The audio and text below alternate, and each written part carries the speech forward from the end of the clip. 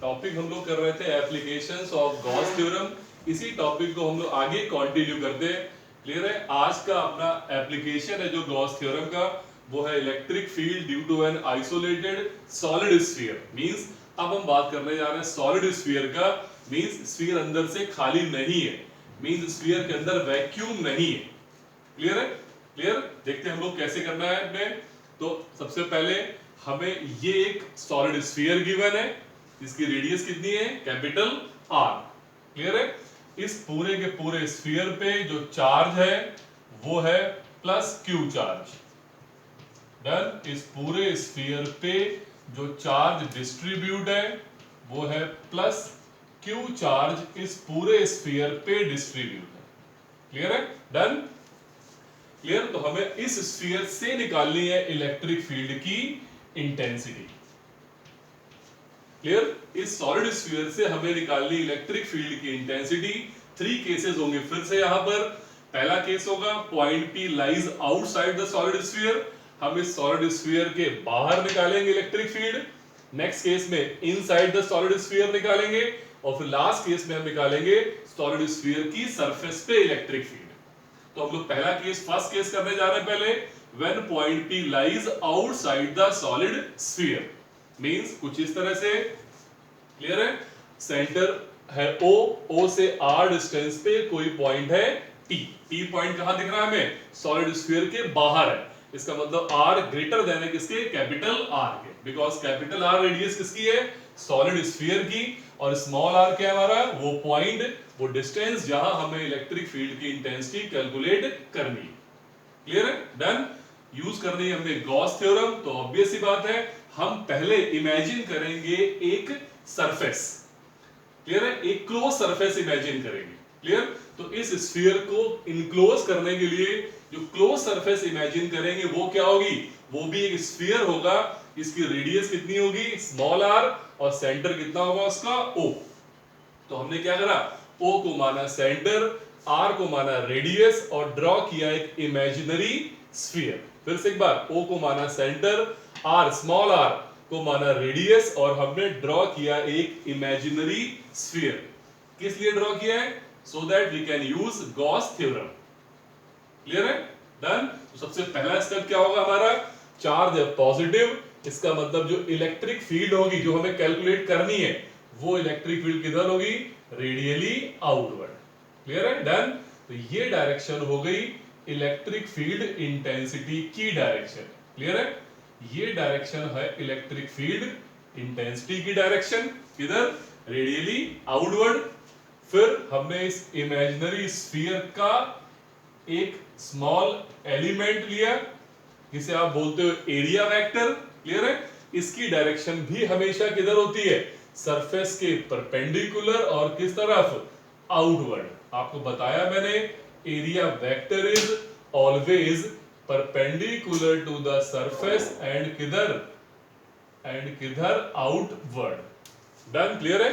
तो ये डायरेक्शन हो गई अपनी एरिया वेक्टर की डायरेक्शन। क्लियर है? फिर से आपको दिख रहा है कि E और ds दोनों सरफेस के परपेंडिकुलर है, मींस ये दोनों आपस में कैसे हैं? पैरेलल है। क्लियर है? तो पहला स्टेप क्या होगा? इस सॉलिड स्फीयर से एसोसिएटेड इलेक्ट्रिक फ्लक्स निकालेंगे हम लोग। क्लियर है? देखते हैं कैसे। तो सबसे पहला स्टेप हमने क्या करा? हमने निकाला इलेक्ट्रिक फ्लक्स किससे एसोसिएटेड? इस सॉलिड स्फीयर से। कितना आ गया? phi E equal to E dot ds। Clear है? A डॉट B क्या था? A B cos theta. तो यहां क्या आ गया? E ds cos theta. Theta कितना है? 0 डिग्री। क्यों? बिकॉज E एंड ds दोनों आपस में है पैरेलल। तो आ गया E ds cos 0। E को हमने किया बाहर, ds का हमने किया इंटीग्रेशन। क्लियर है? E ऐसे लिखा, ds का इंटीग्रेशन कितना हो गया? 4 pi r स्क्वायर। क्लियर है? ये बन गई equation number 1। Done. 4 pi r square कैसे हो गया? बिकॉज ये स्मॉल एरिया है, इसका इंटीग्रेशन क्या होगा? पूरा एरिया। कितना आ गया? 4 पाई आर स्क्वायर। डन। अब आपको पता है अच्छे से कि according to Gauss theorem phi E किसके बराबर होता है? Q बाई एप्सिलॉन नॉट के बराबर होता है। क्लियर है? बिकॉज पॉइंट P कहां पर है? पॉइंट P हमारा इस सॉलिड स्फीयर के बाहर है, मींस कहां है? वैक्यूम में। इसलिए कितना आ गया? phi E equal to Q upon epsilon naught. दोनों इक्वेशन इक्वेट कर दिए हमने, दोनों equation equate from equation 1 and 2 से। तो क्या आ गया देखना सब लोग, आ गया E into 4 pi r square equal to Q upon epsilon naught. इसको ले आएंगे नीचे तो निकल आएगी E की वैल्यू, और E की वैल्यू कितनी आ गई 1 upon 4 pi epsilon not Q upon r square. क्या दिख रहा है आपको, E इनवर्सली प्रोपोर्शनल है किसके, आर स्क्वायर। क्लियर है। तो ये हो गया हमारा पहला केस। फिर से एक बार, पहले निकाला electric flux E dot ds, E ds cos 0 because दोनों पैरेलल थे, E बाहर, ds का integration 4 pi r square. Question 1 Gauss theorem से पता है आपको phi E होता है Q बाय एप्सिलॉन नॉट के बराबर। दोनों इक्वेशन इक्वेट, क्लियर है, दोनों इक्वेशन इक्वेट, ये नीचे ले आए, ये आ गया अपने पास answer E equal to 1 upon 4 pi epsilon not Q upon r square, और that is E is inversely proportional to r square. Check करो सब लोग, नोट भी कर लो। डन। ये था हमारा पहला केस। कौन सा केस, जब पॉइंट P सॉलिड स्फीयर के बाहर था। क्लियर है। नेक्स्ट केस करते हैं लोग। क्लियर है। अब नेक्स्ट केस देखते हैं क्या है। डन। तो नेक्स्ट केस है अपना when point P lies inside the solid sphere. Done. देखते हैं लोग। तो ये हमें गिवन था सॉलिड स्फीयर, फिर इस पूरे सॉलिड स्फीयर पे, फिर से इस पूरे सॉलिड स्फीयर पे अगेन चार्ज कितना है, वही सेम जो मैंने पहले बताया था, कितना, प्लस Q चार्ज। इस पूरे सॉलिड स्फीयर पे जो चार्ज है वो है plus Q charge. Done. Point P कहां पे लाई कर रहा है, inside the solid sphere. Clear है। तो सेंटर O से स्मॉल r डिस्टेंस पे कोई पॉइंट P है जो सॉलिड स्फीयर के अंदर है। डन। क्लियर है। फिर से स्मॉल r को मानेंगे रेडियस, O को मानेंगे सेंटर, और फिर से ड्रॉ करेंगे एक इमेजिनरी स्फीयर। क्लियर है। डन। हम निकालेंगे इस इनर स्फीयर से लिंक इलेक्ट्रिक फ्लक्स की वैल्यू। उससे पहले चार्ज पूरे पे कितना था, पॉजिटिव, तो इलेक्ट्रिक फील्ड फिर से किधर होगी, इलेक्ट्रिक फील्ड फिर से किधर होगी, रेडियली आउटवर्ड। क्लियर है। इलेक्ट्रिक फील्ड है रेडियली आउटवर्ड, E। डन। ये हम पहले भी कर चुके थे। क्लियर है। फिर से इसका स्मॉल एरिया एज्यूम कर लिया हमने, स्मॉल एरिया, मैग्नीट्यूड है ds, डायरेक्शन होगी इसकी परपेंडिकुलर आउटवर्ड। सारी बातें हम लोग पहले कर चुके हैं, थोड़ा स्पीड से कर रहा हूं मैं। डायरेक्शन फिर से किधर हो गई, परपेंडिकुलर आउटवर्ड, तो ये डायरेक्शन हो गई ds की डायरेक्शन। क्लियर है। पूरे इंपॉर्टेंट पॉइंट है, पूरे पे चार्ज कितना, आउटर स्फीयर पे प्लस Q चार्ज था, हमने मान लिया इनर स्फीयर पे चार्ज कितना है, प्लस Q डैश। सबसे इंपॉर्टेंट पॉइंट है। क्लियर है। बिकॉज ये हॉलो स्फीयर नहीं है, ये सॉलिड स्फीयर है, ये बाहर। तो जो पूरे पे चार्ज था कितना, प्लस Q, तो इनर वाले पे चार्ज प्लस Q नहीं होगा, वो तो पूरे पे था, तो इनर वाले पे कितना एज्यूम किया हमने, plus Q dash. Sir Q dash की वैल्यू कितनी होगी वो निकालेंगे हम लोग आगे अभी। डन। तो सबसे पहला काम, इनर स्फीयर से एसोसिएटेड इलेक्ट्रिक फ्लक्स। क्लियर है। डन। तो हम निकालने जा रहे हैं इलेक्ट्रिक फ्लक्स, किससे, इनर स्फीयर से। क्या है देखना, वही same, phi E equal to E dot ds, E ds cos 0, E into ds। cos 0 की वैल्यू अगेन 1 बिकॉज दोनों पैरेलल है।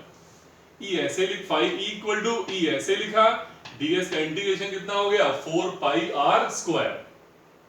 क्लियर है। ds का इंटीग्रेशन 4 पाई r स्क्वायर, किसका, इस वाले स्फीयर का एरिया।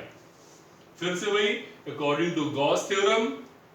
क्लियर है। आपको पता है क्या होता है, phi E equal to Q dash upon epsilon. यहां पर थोड़ा समझने वाला पॉइंट लिखा है, phi E equal to Q dash upon epsilon. Sir आपने एप्सिलॉन नॉट क्यों नहीं लिया, पहली बात तो समझे कि नहीं, आपने एप्सिलॉन नॉट क्यों नहीं लिया, बिकॉज अंदर क्या था, इंटरेस्टिंग पॉइंट है, अंदर वैक्यूम नहीं है, अंदर क्या, अंदर सॉलिड है, ये अंदर ये जो इनर स्फीयर है ये सॉलिड स्फीयर के अंदर रखा हुआ है। ठीक है। सॉलिड स्फीयर के अंदर वैक्यूम नहीं है, इसलिए हमने क्या लिया यहां पर, हमने लिया phi E equal to epsilon की जगह, सॉरी एप्सिलॉन नॉट की जगह पे हमने क्या लिया हुआ है, एप्सिलॉन लिया हुआ है। क्यू डैश क्यों लिया पता आपको, बिकॉज क्यू चार्ज तो आउटर स्फीयर में था, हम फ्लक्स निकाल रहे हैं इनर स्फीयर पे, इनर स्फीयर से चार्ज कितना माना हमने, क्यू डैश चार्ज माना है। तो फाई ई इक्वल टू कितना आया, Q dash upon epsilon. Clear है, डन। दोनों इक्वेशन फिर से इक्वेट, दोनों इक्वेशन फिर से इक्वेट कर देते हैं, ये एंड ये, तो कितना आ गया देखना सब लोग, आ गया E into 4 pi r square equal to Q dash upon epsilon. Clear है, क्यू डैश अपॉन एप्सिलॉन नीचे ले आए, तो फाइनली E की वैल्यू कितनी आ गई, E की वैल्यू आ गई 1 upon 4 pi epsilon Q dash upon r square. अब हमें इस क्यू डैश की वैल्यू निकालनी है और यहां पुट कर देनी है, E की वैल्यू निकल आएगी। डन। अब क्यू डैश की वैल्यू कैसे निकालें, ये पॉइंट ध्यान से लो सुनना। हम ये एज्यूम कर लेते हैं कि जो आउटर स्फीयर है इसके यूनिट वॉल्यूम में चार्ज कितना है, रो। रो को हम बोलते हैं volume charge density. What is volume charge density, unit volume में कितना चार्ज है। डन। तो हमने माना कि आउटर स्फीयर के यूनिट वॉल्यूम में कितना चार्ज है, रो। ठीक है, जब यूनिट वॉल्यूम में चार्ज है रो, तो जरा सोच करके बताओ इतने वॉल्यूम में कितना चार्ज होगा, इतना वॉल्यूम, ये वॉल्यूम कितना है 4/3 pi r cube, small r cube है। मैं फिर से बता रहा हूं, इस पूरे स्फीयर के एक वॉल्यूम में कितना चार्ज है, रो। जब पूरे स्फीयर के, आउटर स्फीयर के एक वॉल्यूम में चार्ज है रो, तो इतने वॉल्यूम में कितना होगा, रो से मल्टीप्लाई। डन। और इतने वॉल्यूम में चार्ज कितना माना हमने, क्यू डैश, तो इसका मतलब क्यू डैश की वैल्यू कितनी आ गई, इसका मतलब क्यू डैश की वैल्यू कितनी आ गई 4/3 pi r cube into rho. Clear है, क्यू डैश क्या है मैं फिर से बता रहा हूं, क्यू डैश है इस वाले जो इनर स्फीयर हमारा, ये वाला इनर स्फीयर पे जो चार्ज है। क्लियर है, इस वाले इनर स्फीयर पे जो चार्ज है वो हमने कितना माना है, वो हमने माना है क्यू डैश। क्लियर है, और क्यू डैश की वैल्यू कितनी आ गई, रो इंटू कितना 4/3 पाई आर क्यूब। क्यों, इसका वॉल्यूम कितना था 4/3 पाई आर क्यूब। ठीक है, यूनिट वॉल्यूम में इतना चार्ज था, तो इतने वॉल्यूम में कितना होगा, रो से मल्टीप्लाई। डन। अब हम लोग क्यू डैश की वैल्यू हमने यहां पुट कर दी, तो कितना आ गया देखना 1/4 pi epsilon into r square, ऐसे लिख लिया। क्यू डैश की वैल्यू पुट कर दी 4/3 pi r cube into rho. यहां से 4 पाई से 4 पाई कैंसिल हो जाएगा, एक आर स्क्वायर से आर क्यूब कैंसिल। डन। तो सॉल्व करके कितना, ऊपर एक आर बचा और रो, नीचे बचा 3 एंड एप्सिलॉन। तो सॉल्व करके ई की जो वैल्यू आई वो कितनी आ गई, r rho upon 3 epsilon. Done. हमें क्या दिख रहा है, E is directly proportional to किसके आ रहा है, देख लो आप लोग, आर के। क्लियर है, E is directly proportional to r. अगर आप आर यहां रख दोगे 0, तो ई कितना आ जाएगा, 0। इसका मतलब सॉलिड स्फीयर के सेंटर पे, यहां पर सॉलिड स्फीयर के सेंटर पे इलेक्ट्रिक फील्ड कितनी होगी, हमेशा 0। लेकिन जैसे जैसे आप आगे बढ़ोगे, ऊपर जाओगे ऐसे, तो ई प्रोपोर्शनल आर आ रहा है, मींस इलेक्ट्रिक फील्ड की वैल्यू क्या होगी, धीमे धीमे करके बढ़ने लगेगी। इंटरेस्टिंग पॉइंट है। आर 0 मतलब सॉलिड स्फीयर के अंदर इलेक्ट्रिक फील्ड कितनी है, 0। लेकिन जैसे जैसे आप सेंटर से आगे बढ़ोगे, ऊपर जाओगे, क्लियर है, ई प्रोपोर्शनल आर है, तो ई की वैल्यू बढ़ती जाएगी। डन। तो ये पॉइंट हो गया जब हमारा पॉइंट पी सॉलिड स्फीयर के अंदर रखा हुआ है। सब लोग चेक कर लो, क्लियर है कि नहीं। डन। फाई ई निकाला गॉस थ्योरम से, phi E equal to Q dash upon epsilon naught. Q dash क्यों लिया, बिकॉज इससे फ्लक्स निकाल रहे थे, इस पे चार्ज आपने कितना एज्यूम किया है, क्यू डैश। एप्सिलॉन क्यों लिया, बिकॉज सॉलिड स्फीयर के अंदर वैक्यूम नहीं है। अगर वैक्यूम होता है तो हम एप्सिलॉन नॉट लेते हैं, लेकिन वैक्यूम नहीं है सॉलिड स्फीयर के अंदर, तो हमने क्या लिया, सिर्फ एप्सिलॉन लिया हुआ। डन। ये हो गया सेकंड केस। थर्ड केस बिल्कुल सिंपल सा है।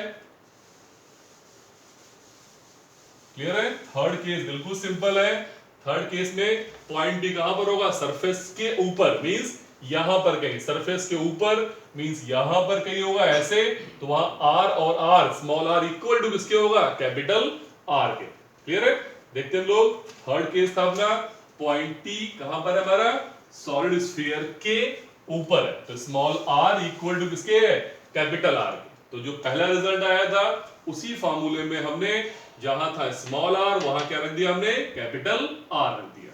ये आ गई इलेक्ट्रिक फील्ड की वैल्यू एट द सरफेस। और ये कैसी वैल्यू है, क्लियर है मेरी बात, ये है इलेक्ट्रिक फील्ड की मैक्सिमम वैल्यू, क्लियर है, this is the maximum value, clear है, डन। ये है इलेक्ट्रिक फील्ड की मैक्सिमम वैल्यू। इसका मतलब सेंटर में 0, आगे बढ़ते गए सरफेस स्फीयर के अंदर इलेक्ट्रिक फील्ड बढ़ेगी, सरफेस पे हो जाएगी मैक्सिमम, और बाहर जाएंगे जब तो आपको पता है ई प्रोपोर्शनल 1/r² आया था, इलेक्ट्रिक फील्ड कम होनी स्टार्ट हो जाएगी। इसका मतलब इन सारे केसेस को अगर कंबाइन करके स्टडी करें लोग तो फाइनल रिजल्ट क्या आ रहा है, कुछ ऐसा आ रहा है, क्या, at the centre of the solid sphere E 0, inside the solid sphere E proportional r है, मींस ई की वैल्यू बढ़ रही है, सरफेस पे पहुंचकर क्या हो गई वो मैक्सिमम, और सरफेस के बाहर गए तो फिर से कम होनी स्टार्ट हो गई, because E is inversely proportional to 1/r²। Clear है, फिर से सेंटर पे 0, धीरे धीरे बढ़ेगी, सरफेस पे पहुंच के मैक्सिमम, और वापस फिर से डिक्रीज होनी स्टार्ट। इन सारे पॉइंट्स को अगर ग्राफ से बनाया जाए तो ग्राफ कुछ ऐसा ग्राफ बन जाएगा, क्लियर है, यहां से यहां तक, यहां से यहां तक, ये कौन सा पॉइंट है हमारा, ये पॉइंट है r लेस देन r, ये कौन सा पॉइंट है, r इक्वल टू r, यहां पर इलेक्ट्रिक फील्ड कैसी हमारी, मैक्सिमम, डन। और जो ये सेक्शन है ये वाला, ये कौन सा सेक्शन है, जब r ग्रेटर देन है किसके, कैपिटल R, डन। और इन्फिनिटी पे जाके देख लो ऐसे ग्राफ जा रहा है, इन्फिनिटी पे जाके ई फिर से 0 हो जाएगी, फिर से एक बार, क्लियर है, यहां से सेंटर पे ई कितना है देख लो सब लोग, सेंटर पे है ई 0, यहां ई 0, r लेस देन r पे कैसी आ रही, स्ट्रेट लाइन, मींस ये कौन सा केस है, ये है ई प्रोपोर्शनल r वाला, लाइन कैसी आ रही है हमारी, ये लाइन आ रही है बिल्कुल स्ट्रेट लाइन आ रही है, ऐसे ये स्ट्रेट लाइन आ रही है, इससे क्या पता लग रहा है कि ई डायरेक्टली प्रोपोर्शनल r है, सरफेस पे पहुंच के मैक्सिमम और वापस फिर से क्या हुई है, डिक्रीज होना स्टार्ट, और इंफिनिटी पे जाके 0 हो जाएगी, क्लियर है। तो ये सारे केसेस थे अपने सॉलिड स्फीयर के केसेस थे, क्लियर है। इस टॉपिक को इंपॉर्टेंट टॉपिक है, कंपटीशन पॉइंट ऑफ व्यू से ये ग्राफ बहुत पूछा जाता है एग्जाम में, क्लियर है, डन। इसको आप लोग लर्न कर लोगे, लिख करके प्रैक्टिस कर लोगे, क्लियर है, ओके, थैंक यू।